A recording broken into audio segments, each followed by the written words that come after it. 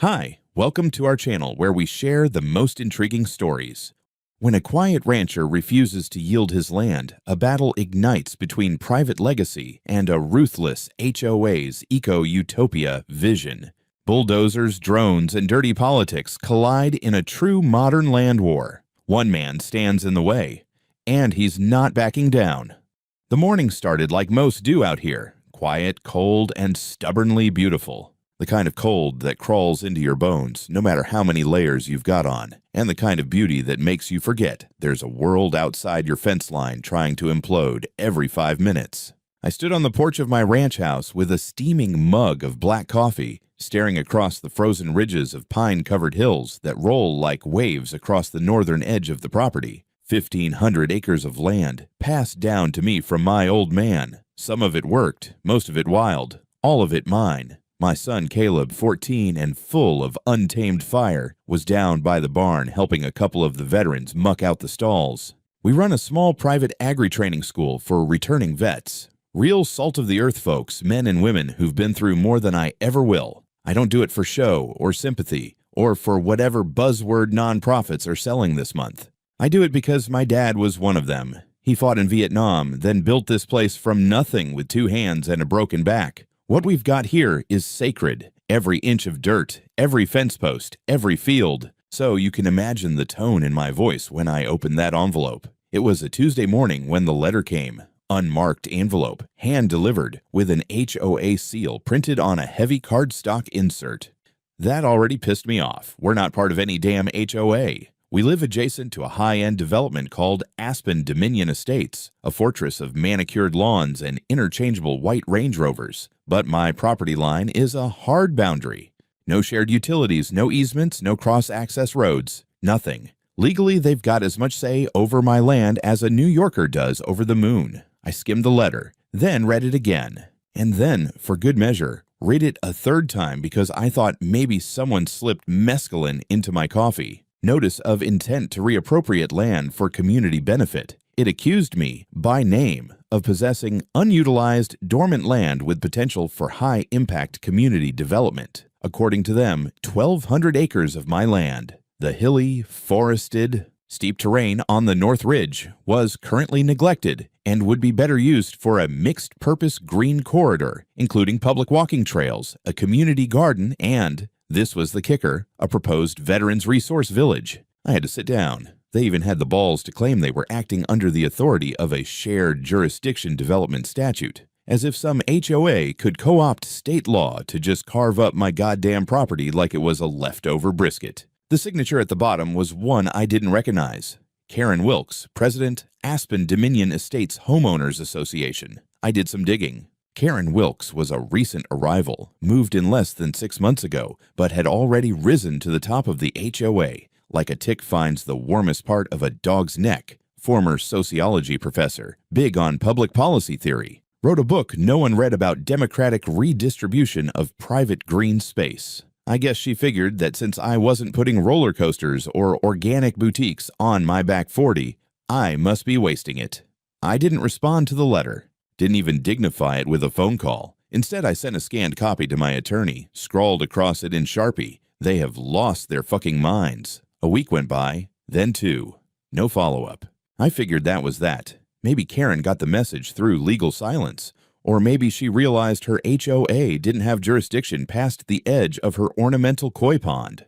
I've dealt with entitled neighbors before. Usually, a strong property line, a posted sign, and a no-nonsense sheriff were enough to keep them where they belonged. Then came the press release. Someone forwarded me an article from a community blog. It quoted Karen directly, announcing the HOA's groundbreaking initiative to reclaim underused wilderness for public benefit. They included maps, low-res satellite images with a red overlay that unmistakably covered my land. They talked about ecological restoration and veteran outreach, as if I hadn't been doing that on my own land for years without asking the government for a single dime.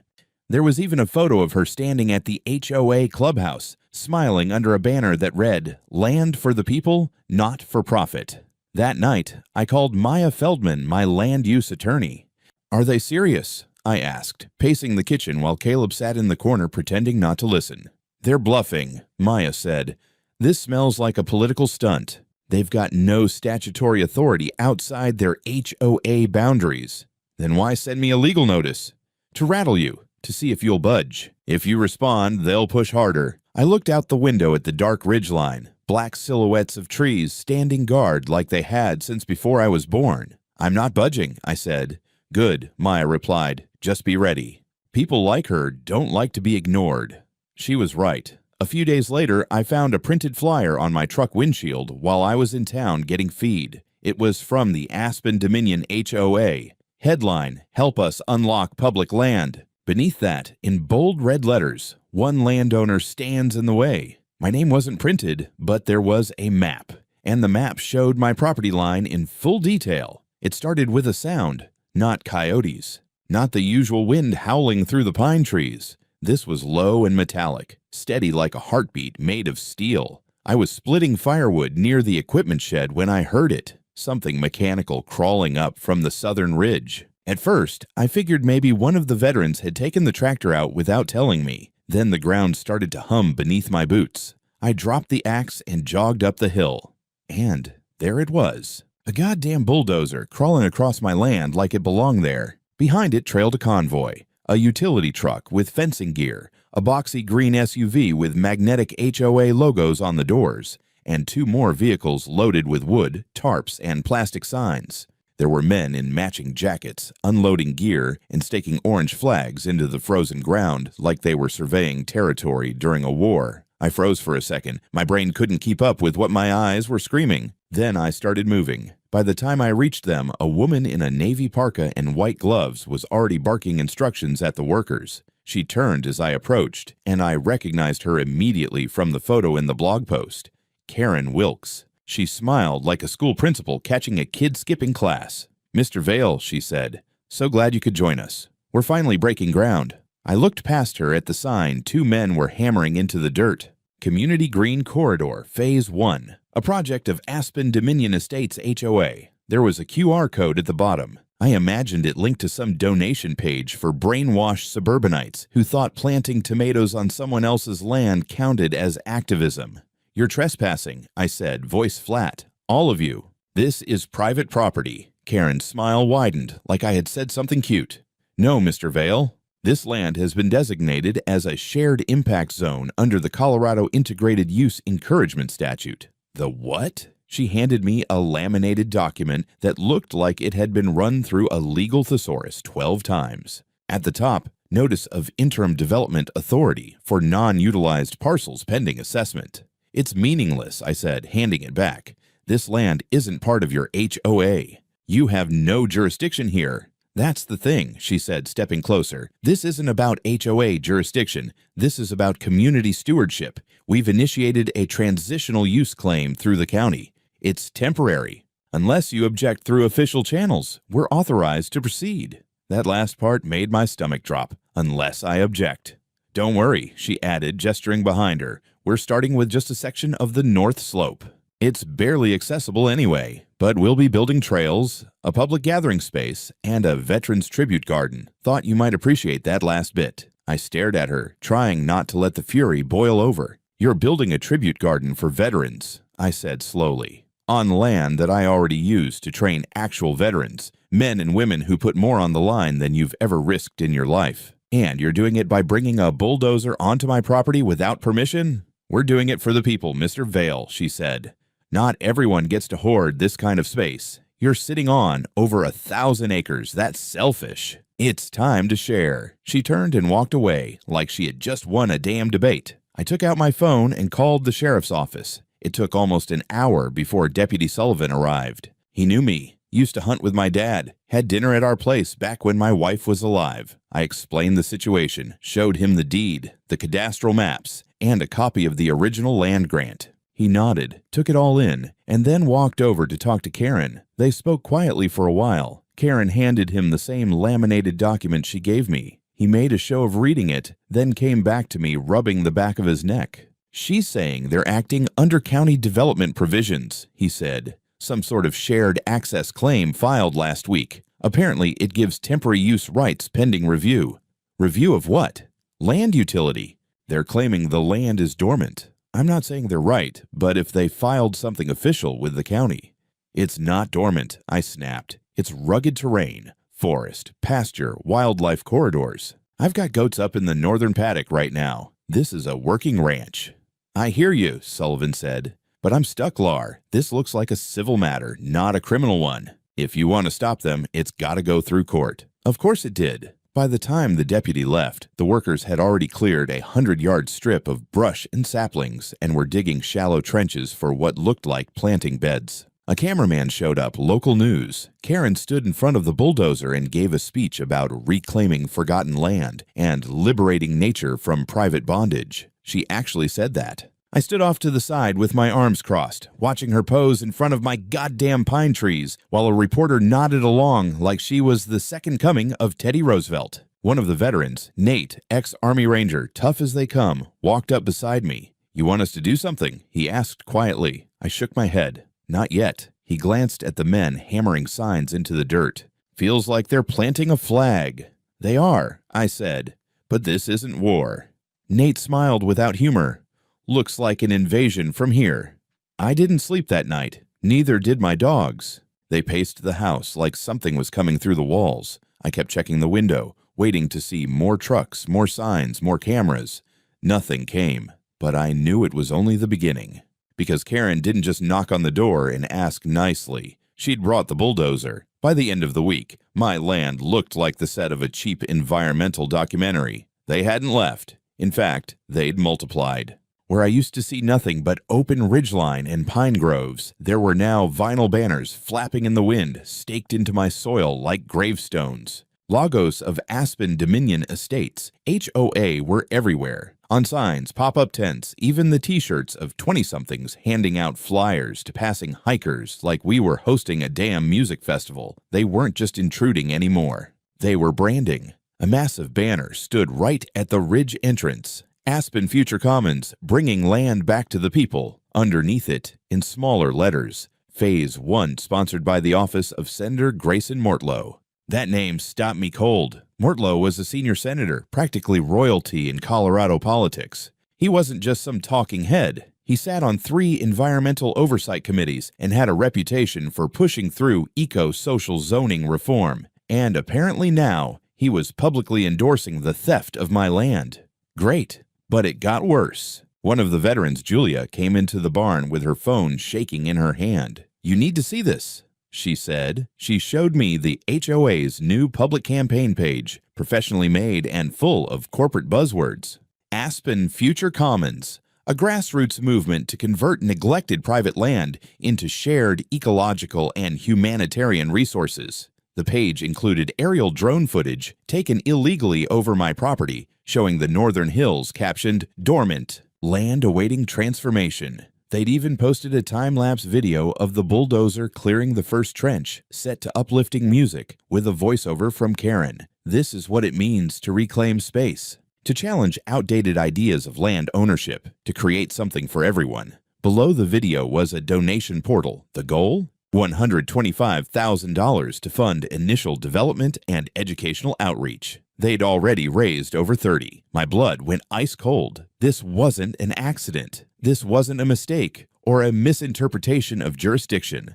This was a deliberate public campaign, complete with marketing, legal cover, and now, political sponsorship. They were laundering theft through nonprofit language and calling it progress. That afternoon, I drove down to the lower ridge to check the damage. The trail cutting crew had expanded. I counted 5 new workers, all wearing HOA-issued reflective vests, digging out a switchback path across my slope. A new wooden structure, some kind of trailhead kiosk, was half-built, complete with a plexiglass donation box already collecting crumpled bills. A young woman with a clipboard saw me and cheerfully approached. "Hi, are you here to volunteer?" I stared at her. She paused.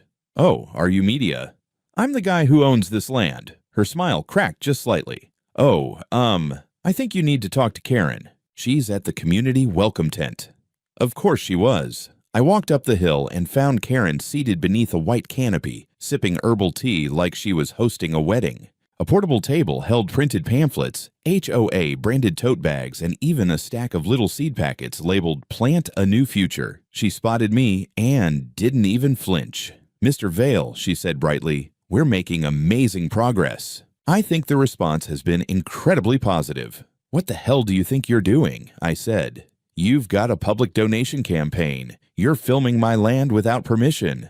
You've got volunteers building infrastructure on private property. You've dragged in a United States senator, and you're collecting money off it." Karen took a calm sip of her tea. "Everything we're doing is fully transparent and backed by provisional land use policy under County Statute 43C. We're currently operating under a transitional designation. No final transfer has occurred yet."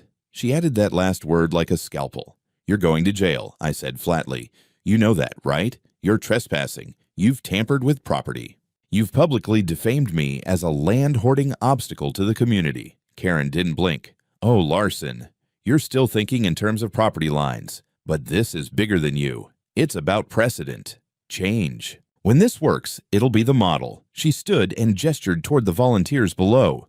"Look at them. Students, teachers, retirees. Don't you see what we're building here?" I didn't answer. I just turned and walked away. My hands were shaking. That night, I pulled every camera I had from the barn, the house, and the training shed. I installed them along the northern fence line and mounted 2 motion-triggered trail cams in the woods. If they were going to build something on my land, I'd document every goddamn inch of it. Next morning, one of the cameras caught something interesting. At 6:43 a.m., a group of HOA volunteers gathered at the new donation station. A man in a blazer, not one of the local crew, showed up in a black SUV. They handed him a USB drive, shook hands. He got back in and drove off. I paused the video.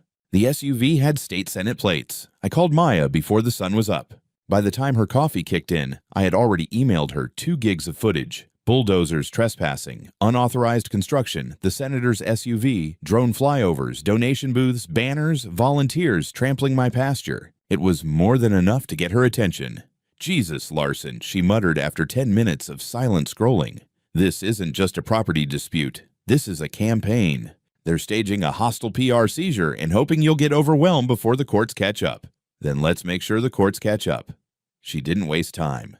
Maya filed an emergency cease and desist, sent formal trespass notifications to the HOA's legal office, and initiated a records request to the County Land Commission. Meanwhile, I kept filming. Every post, every volunteer, every drone buzzing above the tree line, I cataloged it all. Then came the breakthrough. Maya's paralegal dug into Aspen Future Commons, the nonprofit Karen had used to funnel donations for the Green Corridor. It had been formed just 2 months prior, with a shell address registered to a commercial mailbox in Denver. More interesting, the registered agent listed for tax purposes was a man named Caleb Raines. I knew that name, not because he was famous, but because his name was etched into a brass plate on the wall of the Aspen Dominion Clubhouse, in honor of Professor Caleb Raines, mentor, builder, visionary, Karen's former student. He wasn't just involved, he was on the board of directors. And now he sat on the county's zoning advisory committee, the same committee that had quietly accepted the temporary shared use proposal for my land without ever notifying me. My jaw clenched so hard I nearly cracked a molar. Maya was livid. She built this entire operation from the inside, stacked the board, fabricated a nonprofit, used her student as a foothold in the zoning office, and she's funneling public donations into a private project while using you as the unwilling poster child for it. We decided it was time to take it public. I reached out to a few friends in town, store owners, old ranchers, a retired judge who used to play poker with my dad. We wrote an open letter outlining exactly what was happening, how the HOA was illegally building on private land, raising money off of stolen footage, and threatening the sanctity of private property rights under the banner of community development. We published it online, included maps and drone images, and launched a petition. Within 2 days, it had over 15,000 signatures. Local news stations picked it up first, then regional ones. Then a Denver podcast did a full feature, calling the whole thing a 21st century land grab disguised as progress. I started getting emails, veterans, farmers, landowners from other states, all of them saying the same thing. "This has to stop. We're with you." But Karen wasn't backing down. In fact, she doubled down. The very next day, volunteers from Aspen Future Commons plastered flyers around town. Big glossy posters with my face, taken from one of the drone shots, and bold red text, One man stands in the way of progress. Don't let selfishness win. Below that, smaller text. Aspen Dominion believes in shared space, sustainable futures, and equitable access to land. Don't let outdated ideas of ownership destroy opportunity for all. I ripped the first one down with my bare hands. Then I found 4 more stapled to trees near the local grocery store. A reporter from a left-leaning magazine called me for a statement. I told him the truth. You want land reform? Fine. Let's start with city golf courses and university endowments. Leave my ranch alone. Karen went on a podcast the next day. Calm, collected, smug as hell. This is not about taking, she said. This is about reimagining, about using space ethically. And yes, sometimes ethical use requires bold moves. The hosts ate it up, but the tide was turning. People were starting to ask questions. Why a private HOA was building trails on land they didn't own, where the donations were really going. Why a U.S. senator had shown up without a word to the press. And then came the text from Maya. Found something. You're going to want to see this. We need to talk. In person. I didn't know it yet, but she had just found the match to light the whole thing on fire. I found the camera completely by accident. It was a crisp, brittle morning. The kind where everything snaps under your boots, and even the sunlight feels like a lie. I was out with Caleb and 2 of the vets, Nate and Julia, checking fencing along the northwest ridge. It wasn't part of the property we used often, too steep for grazing, too wild for tractors. But ever since Karen's bulldozers started sniffing around the perimeter like wolves, I made a habit of walking every fence line myself. We were halfway through the tree line when Nate stopped dead in his tracks. Hey, he said, pointing up into a ponderosa. That birdhouse look new to you? It was wedged about 10 feet up, nailed into the trunk. Fresh wood. No weathering. But more than that, it was facing inward toward the ranch. Not the trail, not the ridge, toward us. Julia narrowed her eyes and muttered, "That's not a birdhouse." She scrambled up with the speed of someone who used to climb into bombed-out buildings for a living and pried the thing loose with her multi-tool. When she came back down, she opened it right there on the dirt. Inside wasn't seed or straw. It was a camera, covert grade, weatherproofed, with a battery pack and a motion sensor, wired, active. There was no doubt about it. Someone had installed surveillance on my land. My jaw locked so tight I thought I'd snap a molar. "Karen," I growled. We followed the cable buried in the pine needles, careful not to disturb anything. It ran nearly 20 yards before disappearing into a shallow pit lined with camo netting and brush. Underneath was a portable station, a foldable case with antennae, a solar panel, and a basic signal transmitter. Julia gave a low whistle. This isn't amateur hour. This is ops-level gear. We disabled the setup and hauled the whole mess back to the barn. I stashed it in my locked tool room, took photos from every angle, and immediately called Maya. She drove out that same night with a digital forensics guy she knew from a past case. While he started pulling data, Maya stood in my kitchen looking more furious than I'd ever seen her. "This is criminal," she said. "Straight up illegal surveillance. If we can prove they planted this, and we will, it's a felony." I was staring out of the window at the hills. "They're watching my family, my son." She nodded. "They crossed the line. Now we drag them over it." But that wasn't the end of it. Not even close. 2 nights later, Julia was out walking the property near the lower field. Her PTSD doesn't let her sleep, and she likes to patrol when it's quiet. She came pounding on my front door just before midnight, pale and out of breath. "There's movement on the west border," she said. 4 men, not trespassing deep, but they're armed. I saw weapons. I grabbed my shotgun and called the sheriff. Sullivan showed up fast. Too fast. And he wasn't alone. With him were 2 private security guys in tactical gear, wearing badges that read, Aspen Dominion Community Protection Division. "What the hell is this?" I asked. "They say they're contracted to protect the new development project," Sullivan muttered. "They claim they're staying on the HOA side of the boundary." I turned to them.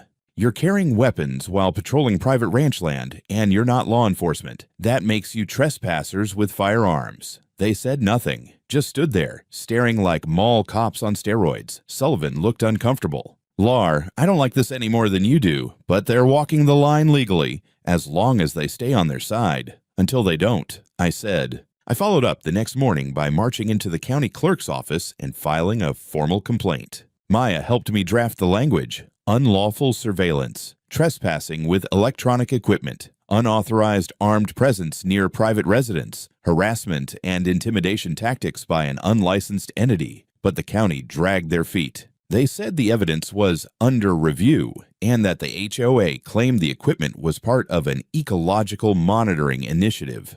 Ecological my ass. Then Maya's forensics guy cracked the files on the transmitter. Among hundreds of motion-triggered clips, animals, branches, us walking the land, was a single audio snippet captured during setup. Karen's voice, clear, crisp.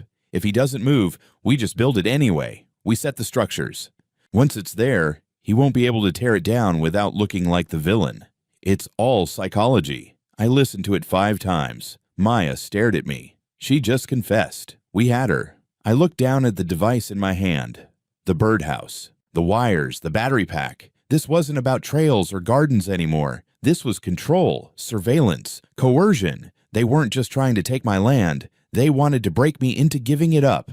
So I did the only thing that made sense. I called every news outlet that had ever left a voicemail, and I sent them everything. The story went national in less than 48 hours. I guess nothing gets people's attention like a rich HOA president installing spy cameras on a disabled vet's land while a U.S. senator quietly pockets donation money in the background. First, it was the Denver Journal, then the Colorado Tribune. Then the networks came calling. NBC, CNN, even some fringier watchdog channels that usually chase UFOs and corporate black sites. But this time, they were on to something real. The camera footage, the bulldozers, the armed patrols, the voice recording, it all hit at once. And the internet did what the internet does best.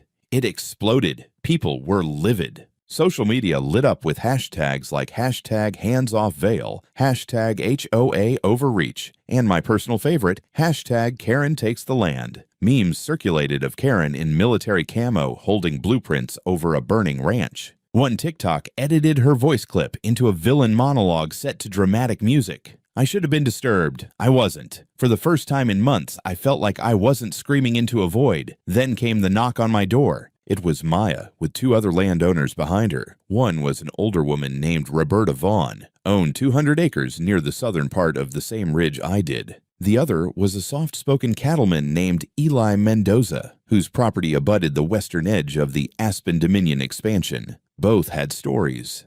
Roberta had received the same kind of letter I had months ago. Hers marked as a request for easement collaboration. She'd ignored it and then found surveyor tape strung through her orchard. Eli? He'd been pressured by a development consultant tied to the HOA who offered to buy out his land at well below market rate, with the implication that if he refused, the county might reassess his zoning and restrict livestock rights. They'd stayed quiet, figured it was just pressure, a bluff, until they saw the news about me. We sat at my kitchen table and formed a plan.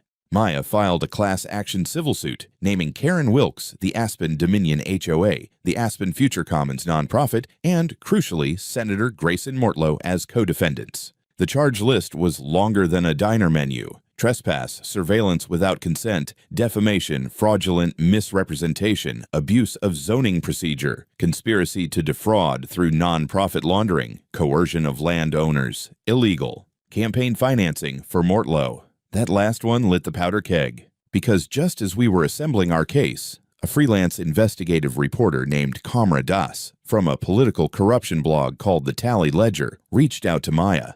She had been tracking Mortlow's name through a chain of PACS, political action committees, and donor shells. Turns out Aspen Future Commons had funneled over $250,000, disguised as consulting payments and educational grants, into a PAC supporting Mortlow's re-election campaign.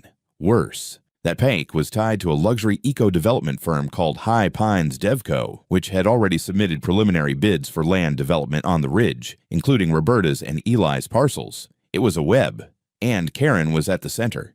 The moment Kamra published her piece, all hell broke loose. The Federal Election Commission opened a formal investigation into Mortlow's fundraising practices. The IRS began reviewing the tax status of Aspen Future Commons. And the DOJ announced a preliminary inquiry into land seizure under false pretenses. Karen tried to hold a press conference the next morning. It lasted 6 minutes. She showed up outside the Aspen Dominion clubhouse, flanked by a few remaining loyalists, mostly retirees who still believed she was building some utopian pasture commune. She tried to speak over the shouting reporters, but every camera zoomed in on her sweating upper lip. One journalist shouted, "Did you order illegal surveillance on Mr. Vale's property?" Another asked, "How much money did you funnel to Mortlow?" Karen froze, then muttered something about political sabotage before rushing back inside. Mortlow went silent.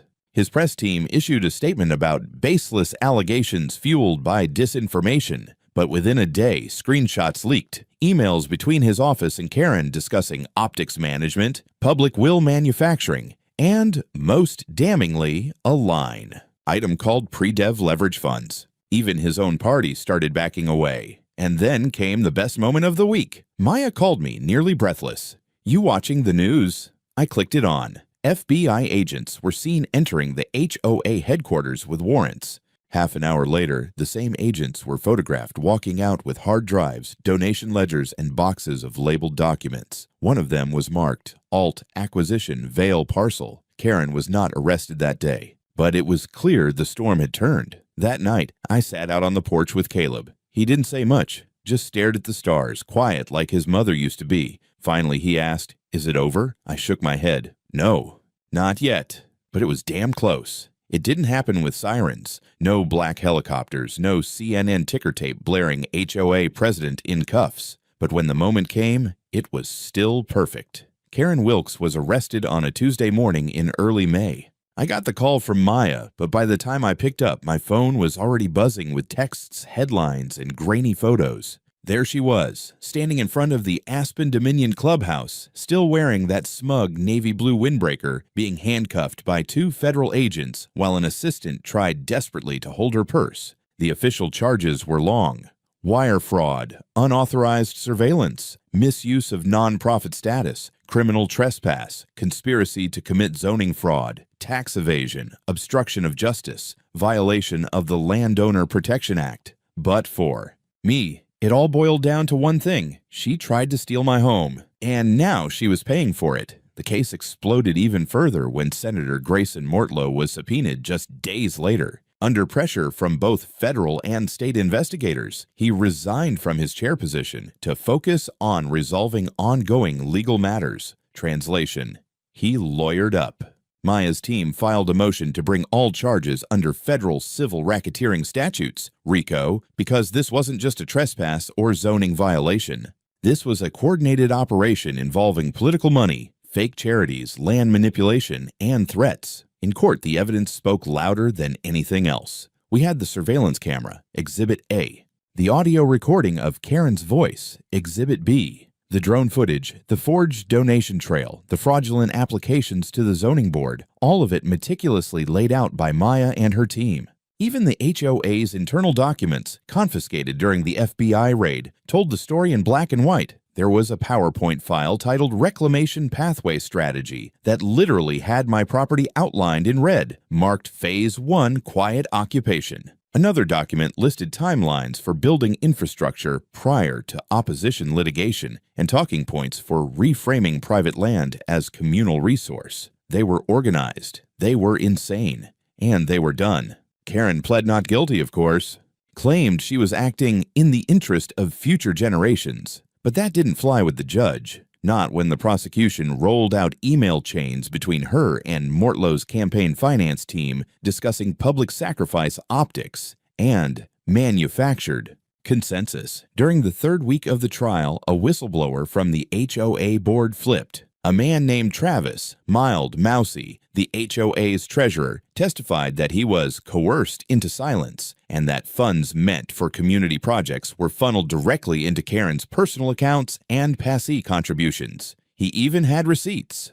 literal ones. One showed Karen buying a new kitchen remodel, $28,000, under a budget line labeled Eco Experience Center Demo Staging. The courtroom gasped. I didn't. I just stared at her. Karen didn't meet my eyes once during the entire trial, not when they played the surveillance audio, not when they described the armed security team stationed near my house, not when they showed her giving speeches over illegally cleared land with my goats grazing in the background. She sat still, jaw locked, a fallen queen watching her kingdom turn to ash. The jury came back fast, unanimous, guilty. Karen Wilkes was sentenced to 12 years in federal prison, with no possibility of parole for at least 8. She was also ordered to pay restitution to all landowners affected and stripped of any future nonprofit leadership rights for life. Mortlow was still under investigation at that point, but his fall was just beginning. The Senate Ethics Committee began proceedings, and leaks suggested a federal indictment was on the table. No one was backing him now. He was toxic, radioactive. I walked out of the courthouse with Caleb and the vets beside me. Reporters shouted questions, microphones shoved forward, cameras everywhere. I didn't say much, just one line, and it made every headline that night. Private land isn't a suggestion. It's a boundary, and boundaries matter. That was it. The rest was just noise. 6 months later, the signs were finally gone. No more banners flapping in the wind, no QR codes promising community redemption, no future commons kiosks asking for donations on stolen land. Just silence, just pine trees, the wind, and the wide, untamed ridgeline stretching out like it always had. Mine. The county officially dissolved the Aspen Dominion Estates HOA in early October. Turns out, once your entire leadership is either indicted or named in a federal class action lawsuit, the organization becomes inconvenient. Their assets were liquidated to cover court-ordered restitution. Their clubhouse was foreclosed and auctioned off. Ironically, it was bought by a former HOA member who turned it into a dog rescue. Can't make that up. The so-called eco-communal garden. Bulldozed. Soil samples showed it had been fertilized with low-grade runoff that violated half a dozen environmental codes. The trails were stripped, the kiosks dismantled, and the weird donation welcome center was converted into a firewood shed by one of the vets. I let him keep it. Small reward for a big headache. And as for my land, it's now protected under the Agricultural Heritage and Landowner Autonomy Act, a federal program recently expanded, largely because of our case. Maya pushed hard, and the wording in the final policy even references unlawful community-based encroachment attempts. In plain English, my land and every acre like it is now immune from HOA claims, jurisdictional overreach, or future zoning. Loopholes. It's not just protected, it's permanently designated as non-transferable ranch land under a trust I set up for Caleb. He'll inherit it when he turns 18, along with everything we've built: the animals, the agri-vet school, the fences, the history. And no one, not a Karen, not a senator, not a committee of board retirees, will ever touch it again. The vets stayed, not all of them, but most. Nate built an archery range near the creek. Julia turned one of the side barns into a greenhouse for hydroponics. We even got a small grant from a real nonprofit, one that didn't launder donations into granite countertops. Every now and then a tourist will stop at the edge of the old trail and ask, "Is this the place from the news?" I usually just nod. They always expect something dramatic, a plaque, a monument, but there's just a sign. Simple, wooden, no logos, no donations, no mission statements. It says, "Private land, do not enter. This is not a community project. This is a family's legacy." And below that, burned into the wood with Caleb's own hands, in memory of Ruth Vale, mother, teacher, wife. You kept it alive. She would have loved that. I still walk the ridge sometimes, just me, the dogs, and the cold sky. The quiet feels different now. Not empty, just earned. And every once in a while, I stop and think about the madness, the arrogance, the cameras, the lies, the war of paperwork and press releases. And I remind myself, property isn't about fences, it's about boundaries, and the right to draw them with your own hands.